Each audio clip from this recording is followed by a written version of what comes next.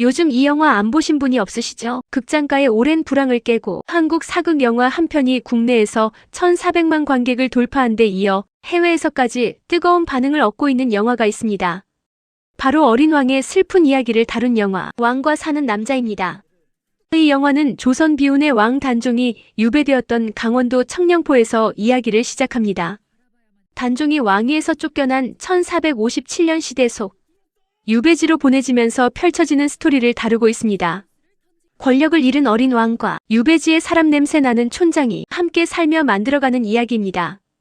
기존 사극 영화와는 다르게 화려한 궁궐을 배경으로 하거나 전쟁, 정치 싸움이 아닌 사람과 사람 사이의 관계와 감정을 중심으로 얘기가 이어집니다.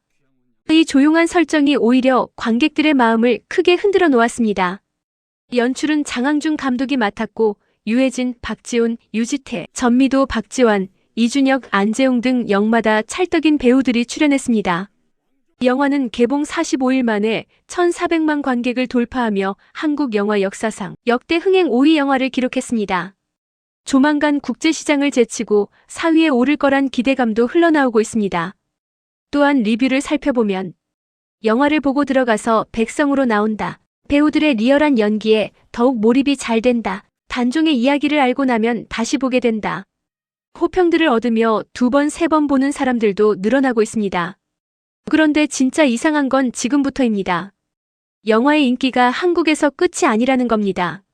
왕과 사는 남자는 2월 13일 미국에서 개봉한 이후 지금은 미국과 캐나다 50개 이상의 도시에서 상영 중입니다. 외국인들의 반응 역시 폭발적입니다. 영화가 끝났는데도 불구하고 관객들이 그대로 자리에 앉아 있으며 극장 곳곳에서 훌쩍이는 소리가 들린다는 이야기도 전해집니다. 영화에 깊게 몰입한 나머지 영화 속 마을 사람들과 함께 살다 나온 것 같은 느낌이라고 합니다. 외국인 관객들의 반응을 살펴보면 초반부에는 어둡고 무거운 분위기로 시작하지만 중간에는 웃음이 나오고 결국 마지막에는 슬픔과 여운이 길게 남는 영화였다는 평이 있습니다. 그리고 이 영화를 본 관객은 주변 사람들에게 꼭 보라고 추천한다고 합니다. 특히 외국인 관객들이 흥미를 가진 부분은 영화가 생각보다 거창하지 않고 조용하다는 점입니다. 유배지로 밀려난 왕이 마을 사람들과 함께 밥을 먹고 함께 웃고 그저 하루를 같이 보내는 이야기입니다. 그런데 이런 평범한 순간들이 모여 오히려 슬프다는 반응입니다. 그래서인지 영화가 끝난 뒤에도 몇몇 사람들이 눈물을 멈추지 못하고 여운에 잠겨 자리에 한참 앉아있는 특별한 장면이 목격되고 있습니다. 그런데 해외 반응 가운데 특히 눈길을 끄는 이야기가 하나 있었습니다. 영화를 본 뒤 조선 역사에 대해 찾아보던 해외 팬들 사이에서 조금 재미있는 댓글이 퍼지기 시작한 겁니다. 단종 이야기를 검색하다가 그를 몰아낸 인물인 세조까지 찾아보게 되고 그러다 보니 자연스럽게 한국 사극 영화까지 이어지게 된 겁니다. 그리고 한 커뮤니티에 이런 댓글이 올라옵니다. 단종을 죽인 범인은 오징어 게임 속 456번이다. 한국 영화 관상을 봐봐.